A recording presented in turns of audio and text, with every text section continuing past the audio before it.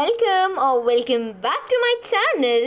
So ಎಲ್ಲರೂ ಹೇಗಿದ್ರಾ? ಎಲ್ಲರೂ ಸೂಪರ್ ಆಗಿದ್ರಾ ಅಂದ್ಕೊಂಡಿದ್ದೀನಿ. ಬನ್ನಿ ಇವತ್ತಿನ ವಿಡಿಯೋನ ಶುರು ಮಾಡೋಣ. ಸೊ ಇವತ್ತು ನಾವು ಶುರು ಮಾಡ್ತಾ ಇದ್ದೀವಿ KCET exam strategy to score under 1000 to 10,000 rank. ಅಕ್ಕ, ಇಷ್ಟೊಂದು ರ್ಯಾಂಕನ್ನು ಒಂದು 25 ದಿವಸ ಅಥವಾ 24 ದಿವಸದಲ್ಲಿ ಸ್ಕೋರ್ ಮಾಡೋ ಪ್ರೊಬ್ಯಾಬಿಲಿಟಿ ಇದೆಯಾ? 101% ಪ್ರೊಬ್ಯಾಬಿಲಿಟಿ ಇದೆ ಕಣ್ರು. ನಾನು ಎಷ್ಟು ದಿನ ಓದಿದೆ ಗೊತ್ತಾ? ನಾನು ಕೇವಲ 35 ದಿವಸ ಓದಿದ್ದು. ಸರಿನಾ?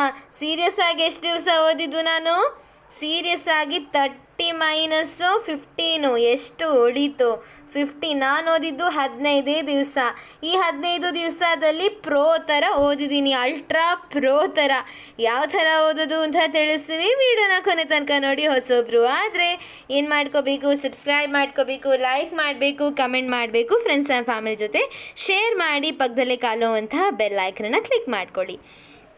ಸರಿ ಫ್ರೆಂಡ್ಸ್, ನನ್ನ ಒಂದು ಫೇವ್ರೇಟ್ ಸಬ್ಜೆಕ್ಟ್ ಬಂದುಬಿಟ್ಟು ಫಿಸಿಕ್ಸ್ ಆ್ಯಂಡ್ ಕೆಮಿಸ್ಟ್ರಿ. ಹಾಗಿದ್ರೆ ಇವತ್ತು ಫಿಸಿಕ್ಸ್ ಮತ್ತು ಕೆಮಿಸ್ಟ್ರಿನ ಸಾಲ್ವ್ ಮಾಡೋಣ ಅಂತ ಬಂದಿದ್ದೀನಿ. ಸರಿ, ಫಸ್ಟ್ ಕ್ವಶನ್ ಏನು ಹೇಳ್ತಿದೆ, ಇದನ್ನು ಟಿಪ್ಸ್ ಆ್ಯಂಡ್ ಟ್ರಿಕ್ಸ್ ನೋಡಿ. ಯೂಶ್ವಲಿ ಯಾರು ಈ ಟಾಪ್ ಬರ್ತಾರೆ ನೋಡಿ KCETಲಿ, ಇವ್ರು ಏನು ಮಾಡ್ತಾರೆ ಅಂದರೆ ನಿಮ್ಗೆ ಯಾರಿಗೂ ಹೇಳ್ದೆ ಟ್ರಿಕ್ಸ್ ಯೂಸ್ ಮಾಡ್ತಾರೆ ಕಣ್ರಿ.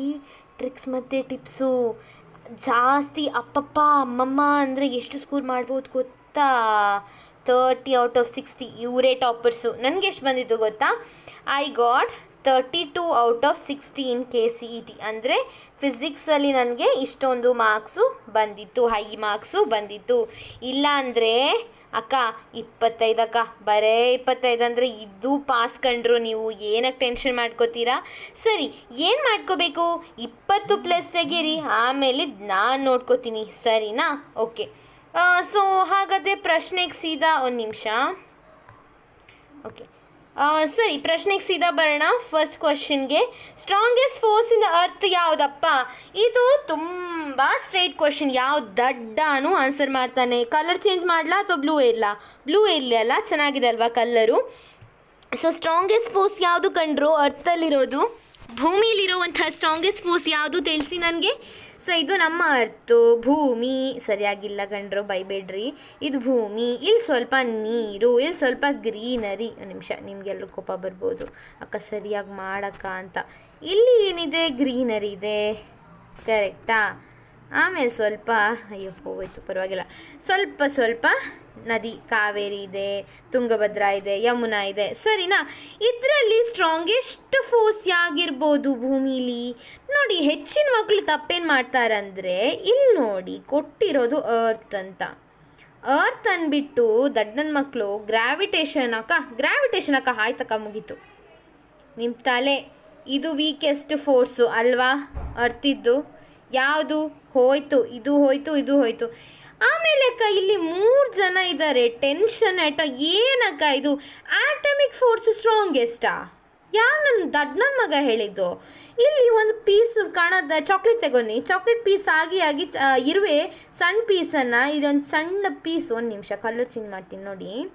ಈ ಚಾಕ್ಲೇಟ್ ಪೀಸ್ ಇದೆ, ಒಂದು ನಿಮಿಷ. ಇಲ್ಲಿ ಚಾಕ್ಲೇಟ್ ಪೀಸ್ ಇದೆ, ಸಣ್ಣ ಇರುವೆ ಬಂದುಬಿಟ್ಟು ಚಾಕ್ಲೇಟ್ ಪೀಸನ್ನು ಕೊಂಡೊಯ್ತಿದೆ. ಅದು ಫಳ ಅಂತ ಬೀಳುತ್ತೆ, ಪೀಸ್ ಆಯಿತು. ಅದು ಸ್ಟ್ರಾಂಗಾ? ನೋಡಿ, ಯಾರಾದರೂ ಒಬ್ಬ ಗಟ್ಟಿ ಮುಟ್ಟ ಬಿಸ್ಕಿಟು ಕ್ರಿಯೇಟ್ ಮಾಡಿದ್ದಾನೆ, ಅದು ಅನ್ಬ್ರೇಕೇಬಲ್. ಅಥವಾ ಒಲಿಂಪಿಕ್ಸಲ್ಲಿ ಸಿಗುತ್ತೆ ನೋಡಿ ಗೋಲ್ಡ್ ಮೆಡಲ್, ಈ ಮೆಡಲ್ನ ಬ್ರೇಕೇ ಮಾಡೋಕ್ಕಾಗಲ್ಲ ಅಂದರೆ ಅದು ಸ್ಟ್ರಾಂಗು.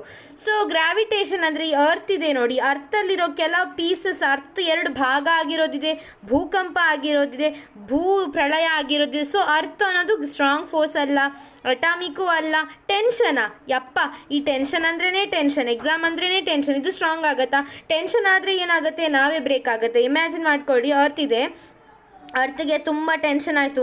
ಇಷ್ಟೊಂದು ಜನ ಇದ್ದಾರೆ, ನಂಗೆ ಸಾಕಾಗೋಯ್ತು, ನಾನು ಪ್ರಮೋಷನ್ ಬೇಡ ನನಗೆ, ನಾನು ರೆಸ್ಟ್ ತಗೊಳ್ತೀನಿ, ನನಗೆ ಪೆನ್ಷನ್ ಕೊಟ್ಬಿಟ್ಟು ರಜಾ ಕೊಟ್ಬಿಡಿ ಅಂತ ಟೆನ್ಷನಲ್ಲಿ ಇವನು ಹೇಳ್ತಾನೆ. ಕೊನೆಗೆ ಉಳ್ದವನು ನ್ಯೂಕ್ಲಿಯರು, ಗಟ್ಟಿ ಮುಟ್ಟ ಇದ್ದವನು ಯಾವನು? ನ್ಯೂಕ್ಲಿಯರು.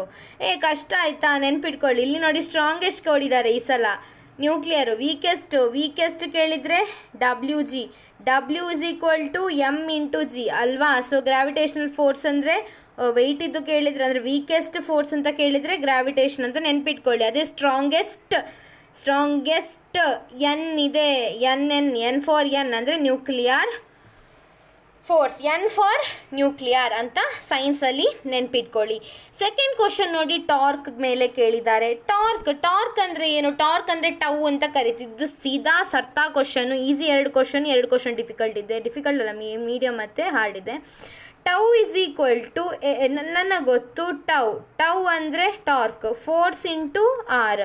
ಅಥವಾ ಇನ್ ಕೇಸ್ ಕ್ವಶನ್ ಹೀಗೆ ಕೇಳ್ಬೋದು, force is equal to what is force, relationship between force and T and R.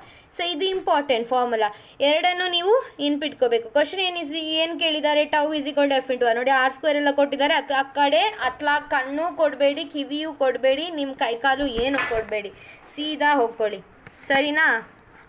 Okay, ಸರಿ ಅಂತೆ.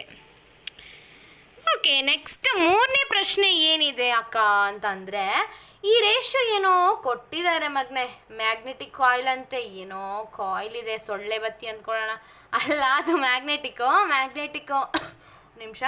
ಆಮೇಲೆ ಸೇಮ್ ಐ ಆ್ಯಂಡ್ ರೇಡಿಯಸ್ ಈಗ ಸೇಮ್ ಏನಿದೆ ಕರೆಂಟು, ಓಕೆ, ಏನು ಸೇಮ್ ಇದೆ? ಐ ಸೇಮ್ ಇದೆ, ರೇಡಿಯಸ್ ಏನಾಗಿದೆ? ಡಬಲ್ಡು. ಅಂದರೆ ಇಲ್ಲಿ ಒಂದು ಪಾಯಿಂಟನ್ನು ಕ್ಯಾಚ್ ಮಾಡ್ಕೋಬೇಕು, ನ್ಯೂ ರೇಷಿಯೋ. ಇವಾಗ ಒಂದು ರೇಷಿಯೋ ಕೊಟ್ಟಿದ್ದಾರೆ 1:2 ಅಲ್ವಾ? ಹಾಗಾದರೆ ಇದು ಡಬಲ್ ಆದರೆ 1:2 ಮಾಡಿದ್ರೆ ಏನಾಗುತ್ತೆ? ಇಷ್ಟು 2 ರೇಷಿಯೋ ಇದ್ದರೆ ಇಂಟು 2 ಅಥವಾ ಅದು 2x ತಗೊಂಡ್ರೆ ಏನಾಗುತ್ತೆ? 4x. ಸೊ ಆ ಉತ್ತರ ಏನಾಗುತ್ತೆ? 4x. ಈ ಕ್ವಶನ್ಗೆ ತುಂಬ ತಲೆ ಕೆಟ್ಟೋರಿದ್ದಾರೆ. ಯಾಕೆ? ಇಲ್ಲೇ ಇದೆ ನೋಡಿ, ಡಬಲ್ ಆಗಿದೆ. ಏನು ಡಬಲ್ಲು? 2x ಕೊಟ್ಟಿಲ್ವಾ ಡಬಲ್ಲು, ಅದಕ್ಕೆ 2 ಅಪ್ಲೈ ಮಾಡಿದ್ರೆ ಇನ್ನೂ ಡಬಲ್ ಆದರೆ ಏನಾಯಿತು ಉತ್ತರ? 4x. ಇಷ್ಟು ಚಿಂದಿ ಕ್ವಶನ್, ಅದರಲ್ಲೂ ಮಿಸ್ಟೇಕ್ ಮಾಡ್ತಾ ಕನ್ಫ್ಯೂಸ್ ಮಾಡ್ತಾ ಇದು ಉತ್ತರ ಹಾಕ್ತಿದ್ರೆ ಏನು ಮಕ್ಕಳೇ ಇದನ್ನು ನೋಡಲೇಬೇಡ್ರಿ. 4x ಡಬಲ್, ಕ್ವಶನಲ್ಲಿ ಡಬಲ್ ಅಂತ ಹೇಳಿದ್ದು ನೋಡಿ 2x, ಅದನ್ನು ಡಬಲ್ ಮಾಡ್ಕೊಡಿ. ಡಬಲ್ ಅಂದರೆ ಏನು ಗೊತ್ತಿಲ್ವಾ? ಅಷ್ಟು ದಡ್ರ ನೀವು? 4x ಅಲ್ವಾ, ಅಷ್ಟು ಸಿಂಪಲ್ ಇದೆ. ಏನಿದೆ ಅಲ್ವಾ, ಟೆನ್ಷನ್ ಯಾಕೆ ಮಾಡ್ಕೋತೀರಾ? ಸರಿ, ಒಂದು ನಿಮಿಷ.